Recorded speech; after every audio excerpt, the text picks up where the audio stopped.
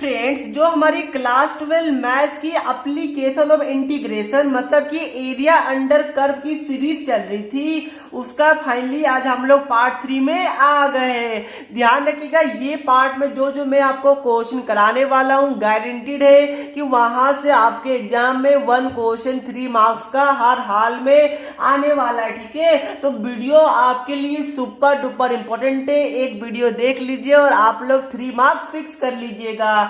और एक बात और कि अगर आपने पार्ट 1 और पार्ट 2 अगर नहीं देखा हो, मिस कर दिया हो, तो डिस्क्रिप्शन बॉक्स में मैंने लिंक दे दिया, वहां से जाके पहले वो देख लीजिएगा। ठीक है, क्योंकि अगर आप लोग बेसिक ही नहीं समझिएगा तो फिर आप लोग हायर लेवल के क्वेश्चन कैसे बनाइएगा, इसलिए आप लोग पार्ट बाय पार्ट देखिएगा। ठीक है, अब देखिए एक बात और कि जो हमारी सीरीज चलती है, यहाँ पर हम लोग NCERT exemplar plus previous year question plus CSB question. Sir ये क्या है सीएसबी? चप्पल से मारो नहीं नहीं, ऐसा नहीं है। सीएसबी मतलब केस स्टडी बेस्ड क्वेश्चन। ठीक है, तो ये भी मैं यहाँ पर कवर कराने वाला हूँ। अब देखिए यहाँ पर जो आप पहला क्वेश्चन देख पा रहे हैं, क्वेश्चन को आप लोग बाद में रीड कीजिएगा। पहले आप देखिए कि सीबीएसई बोर्ड में ये क्वेश्चन कौन कौन से ईयर में पूछा गया था। 2009, 10, 11, 12, 14, 16, 19, 17 और 20 में भी पूछा गया था। आप देख सकते हैं कि सीबीएसई का ये क्वेश्चन कितना ज्यादा फेवरेट क्वेश्चन है कि ऑलमोस्ट हर एक ईयर सीबीएसई यही वाले क्वेश्चन को एरिया अंडर कर्व से पूछ रही है। तो ध्यान रखिएगा, आपके लिए सुपर डुपर इंपॉर्टेंट है और इस साल भी पूछा जाएगा। इसके भी चांसेस पूरे के पूरे हैं। ध्यान रखिएगा, ये बस वैल्यू चेंज कर देती है, मतलब कि कुछ आगे पीछे कर देती है, चेंज कर देती है, बाकी क्वेश्चन आपका बिल्कुल सेम टू सेम रहता है। अब देखिए आखिरकार ये क्वेश्चन में ऐसा क्या है जो सीबीएसई इतना बार ये क्वेश्चन को पूछ सकी है, मतलब कि पूछी है। देखिए आपको क्या बोला है कि इंटीग्रेशन का आपको यूज करके एरिया ऑफ द रीजन आपको निकालना है और यहाँ पर बाउंडेड बाय द ट्रायंगल, और ट्रायंगल का क्या गिवन है, यहाँ पर वर्टिसेस आपको दे दिया गया है।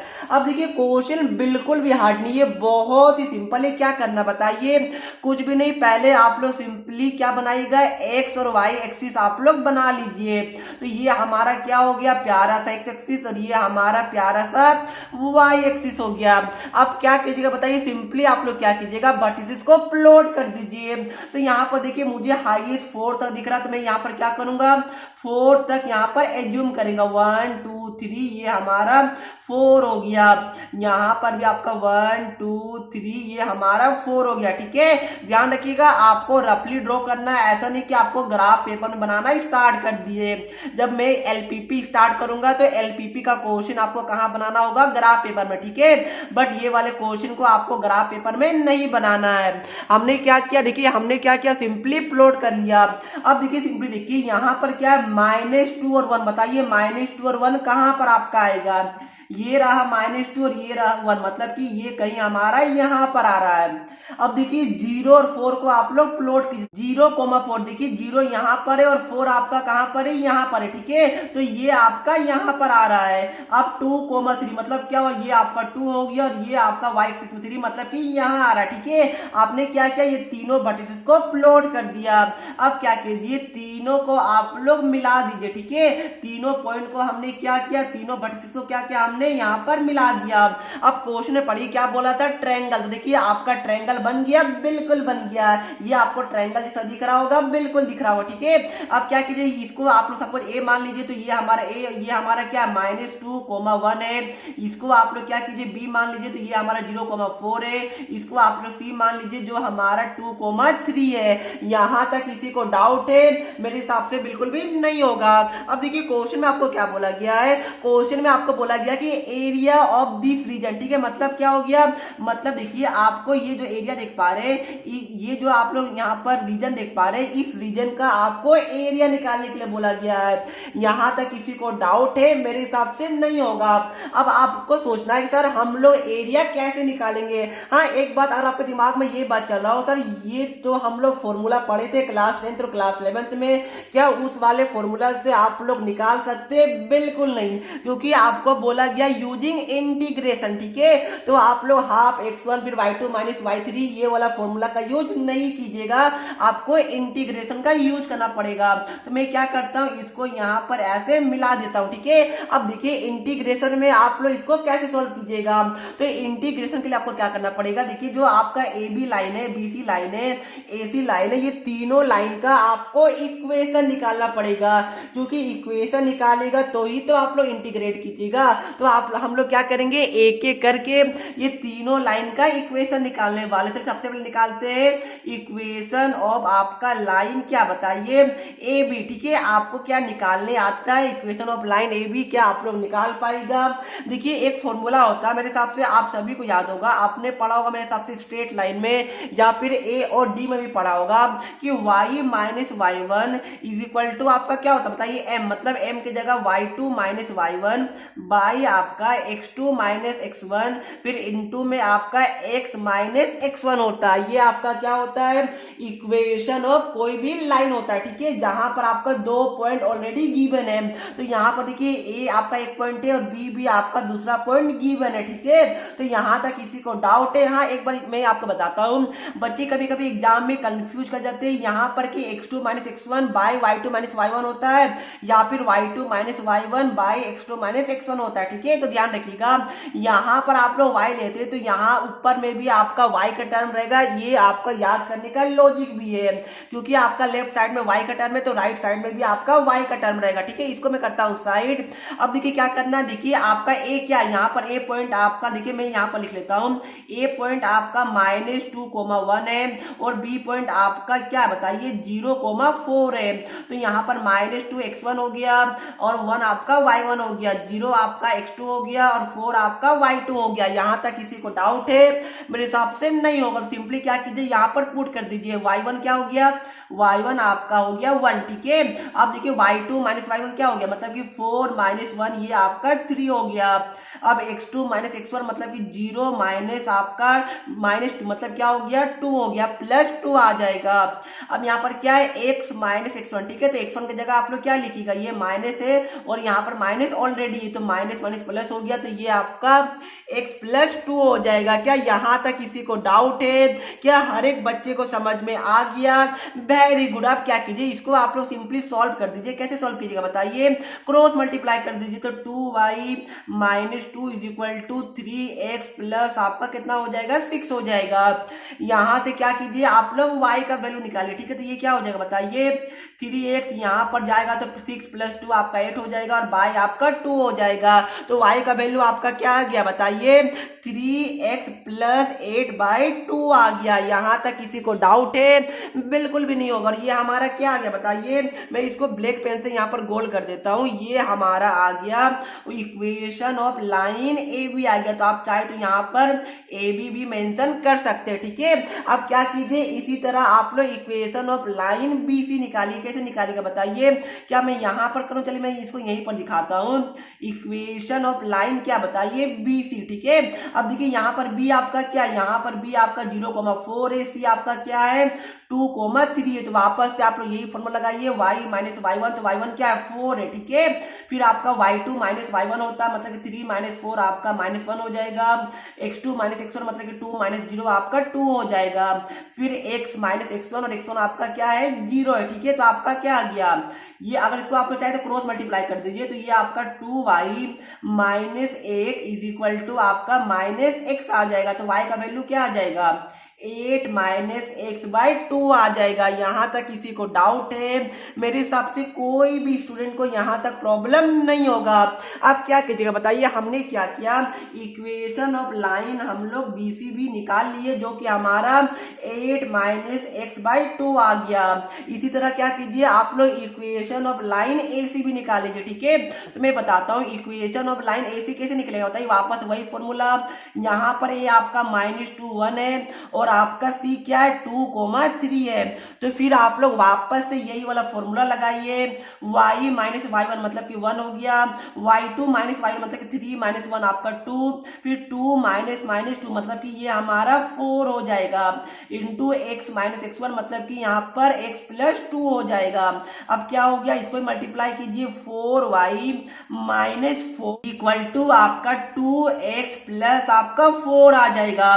तो यहाँ से y का वैल्यू निकाले, क्या हो जाएगा बताइए, 2x प्लस 8 बाई आपका 4 आ जाएगा। इसको चाहे तो आप लोग, क्या आपको दिख रहा है, मेरे हिसाब से दिख रहा होगा, ठीक है। इसको चाहे तो आप लोग 2 कैंसिल कर दीजिए, तो आपका क्या आ जाएगा, x प्लस 4 बाई 2 आ जाएगा। और ये हमारा इक्वेशन ऑफ लाइन क्या आ गया, AC आ गया। यहां तक किसी को डाउट है? हमने क्या क्या बताइए, हमने क्या किया, पहले इक्वेशन ऑफ लाइन AB निकाला, इक्वेशन ऑफ लाइन BC निकाला, और इक्वेशन ऑफ लाइन हमारा AC भी आ गया, जो हमारा x प्लस 4 बाई 2 आ गया, ठीक है। यहां तक किसी को प्रॉब्लम है? मेरे हिसाब से नहीं होगा। तो अगर प्रॉब्लम नहीं है तो बताइए अब हम लोग इसको कैसे सोल्व करने वाले हैं। अब वापस से फिगर को देखिए, देखिए ये हमारा क्या था, ये हमारा ट्रायंगल है, और ये ट्रायंगल का हमें इंटीग्रेशन का यूज करके क्या निकालना है, एरिया निकालना है, ठीक है। अब देखिए इसको आप लोग कैसे निकालेगा बताइए। तो देखिए अब मैं क्या करूंगा, ध्यान से देखिएगा, हमें निकालना है मतलब कि area of this triangle ABC, ठीक है। तो हमें क्या निकालना है, एरिया ऑफ ट्रायंगल ABC निकालना है इंटीग्रेशन का यूज करके। यहां तक किसी को प्रॉब्लम है? मेरे हिसाब से नहीं होगा, ये तो मैंने बता दिया आपको निकालना क्या है। अब आपका सवाल आएगा सर हम लोग इसको कैसे निकालेंगे। अब देखिए यहां पर मैं क्या कर रहा हूं, बहुत ध्यान से देखिएगा, यही वाला स्टेप है जो बच्चे लोग गलती करते हैं। देखिए कुछ भी हार्ड नहीं है। यहां पर देखिए हमने इक्वेशन ऑफ लाइन AB निकाला, ये हमारा क्या था, ये हमारा 3x प्लस 8 बाई 2 आया। अब देखिए यहां पर मैं क्या करूंगा, यहां पर simply equation of line AB मैं आपको बताता हूं, पहले मुझे लिखने दीजिए, ठीक है। फिर प्लस आपका इक्वेशन ऑफ लाइन आपका BC, फिर आपका माइनस आपका इक्वेशन ऑफ लाइन आपका AC, ठीक है। सर ये आपने क्या किया, कैसे किया, कुछ भी समझ में नहीं आया, मैंने बताया ही नहीं है, तो आपको समझ में कैसे आएगा। अब ध्यान से देखिए मैंने यहां पर किया क्या, ठीक है, और यही स्टेप आपको समझना है बस, इसके बाद तो आपका क्वेश्चन में कुछ है ही नहीं। मैंने क्या किया, मतलब कि इंटीग्रेशन ऑफ आपका लाइन AB। अब देखिए ये लाइन हमारा AB है, ये हमारा A और ये हमारा B है, ठीक है। तो अब देखिए इसके अंदर हम लोग क्या करेंगे, यहाँ पर लिमिट भी पुट कीजिए। तो लिमिट कहां से कहां तक बताइए, हम लोग x के रेस्पेक्ट में इंटीग्रेट कर रहे हैं, तो लिमिट आप लोग x कोऑर्डिनेट लीजिएगा, तो -2 से लेकर 0 तक, ठीक है। तो देखिए ये हमने क्या किया, -2 से लेकर 0 तक हम लोग इंटीग्रेट कर रहे हैं इक्वेशन ऑफ लाइन AB को। अब देखिए इसके अंदर कौन सा रीजन, कौन सा एरिया कवर हो रहा है। तो आप देखिए अगर हम लोग इक्वेशन ऑफ लाइन AB लेते हैं, यहाँ पर -2 से लेकर 0 तक, मतलब कि यहां से लेकर यहां तक, तो आपका ये पूरा वाला एरिया आ जाएगा यहां तक, ठीक है। यहां तक किसी को डाउट है? मेरे हिसाब से नहीं होगा। अब देखिए मैंने क्या किया, प्लस आपका इक्वेशन ऑफ लाइन BC, मतलब क्या हो गया, मतलब ये हो गया, देखिए ये आपका BC है, कहां से कहां तक बताइए, x कोऑर्डिनेट देखिए तो 0 से लेकर 2 तक, ठीक है। तो यहां पर आपका 0 आ जाएगा और यहां पर आपका 2 आ जाएगा। तो हम लोग क्या किए, प्लस हम लोग इक्वेशन ऑफ लाइन BC किए 0 से लेकर 2 तक, ठीक है। मतलब क्या हो गया, मतलब कि हमारा ये वाला रीजन पूरा कवर हो गया। तो हमारा क्या रीजन कवर हो गया, ये दोनों में बताइए, AB और BC में हमारा ये पूरा रीजन यहां से यहां तक कवर हो गया। बट आप लोग एक बात नोटिस कीजिए कि हमारा तो ये पूरा रीजन कवर हो गया, बट हमें क्या चाहिए, हमें तो बस इतना ही चाहिए था, ठीक है। तो आप देख पा रहे होंगे इतना हमारा एक्स्ट्रा वाला पार्ट कवर हो गया, इतना एक्स्ट्रा वाला रीजन हमारा कवर हो गया। तो फिर हमने क्या किया, फिर हमने कर दिया minus equation of line AC, मतलब देखिए और कहां से कहां, देखिए ये हमारा AC है और x कोऑर्डिनेट लीजिए -2 से लेकर 2 तक, ठीक है। तो ये हमारा -2 से लेकर 2 तक हो जाएगा। अब देखिए क्या हुआ, इक्वेशन ऑफ लाइन AC मतलब कि -2 से लेकर 2 तक, तो ये वाला जो पार्ट है वो हमने क्या किया, सब्ट्रैक्ट किया, और ये वाला पार्ट हमारा एक्स्ट्रा भी आ रहा था। तो मतलब क्या हो गया, ये वाला पार्ट हमारा डिलीट भी हो गया। यहां तक किसी को डाउट है? मेरे हिसाब से किसी को भी नहीं होगा। हमने क्या किया, मैं आपको वापस रिपीट करता हूं, हमने क्या किया, पहले यहां पर AB का इक्वेशन को ऐड किया इंटीग्रेशन का यूज करके, ठीक है। तो ये हमारा कौन सा रीजन आ गया, कौन सा एरिया का, देखिए मैं इसको कलर चेंज करता हूँ, ये हमारा पूरा यहाँ से लेकर यहाँ तक कवर हो गया। फिर हमने ऐड क्या किया, बीसी ऐड किया, तो ये हमारा पूरा यहाँ से लेकर यहाँ तक कवर हो गया।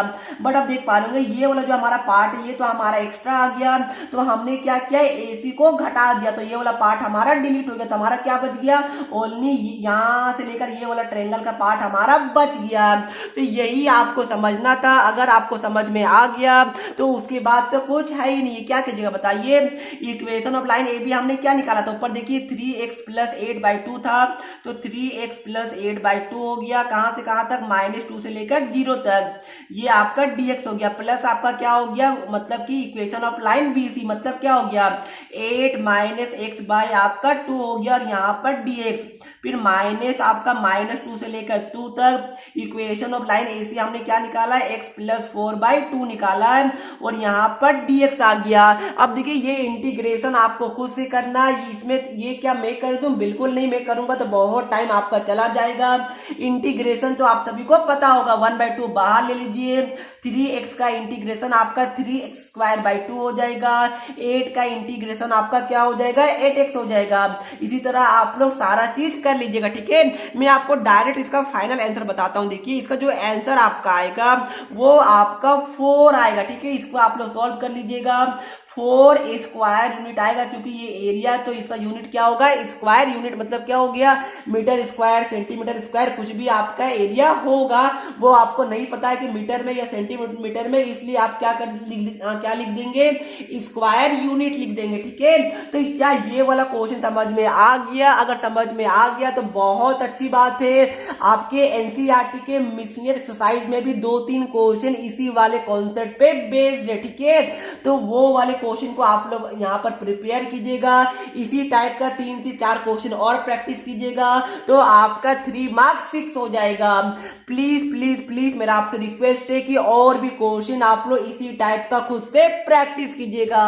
तो चलिए फ्रेंड, अब हम लोग चलते हैं क्वेश्चन नंबर 2 की तरफ। अब देखिए क्वेश्चन नंबर 2 क्या बोला है, आपके एनसीईआरटी का क्वेश्चन है और इस बार भी आ सकता है, ठीक है। बट पिछला वाला क्वेश्चन आपके लिए सुपर डुपर इंपॉर्टेंट है, उसको तो आप लोग कुछ भी हो जाए उसको मतलब कि छोड़ के नहीं जाना है, उसको आपको सबसे अच्छी तरीके से प्रैक्टिस करना है। अब देखिए सेकेंड नंबर क्वेश्चन क्या बोला है, एक बार क्वेश्चन को अच्छे से पढ़िए कि द एरिया बिटवीन आपका क्या गिवन है, ये पैराबोला का इक्वेशन है, x = y² and x = 4 is divided. चलिए मैं इसको बाद में करता हूं, पहले जो आपका यहाँ पर 2 कर्व गिवन है, इसका क्या कीजिए, सिंपली आप लोग x एंड y एक्सिस में प्लॉट कर दीजिए, ठीक है। तो ये आपका x हो गया, ये आपका y हो गया।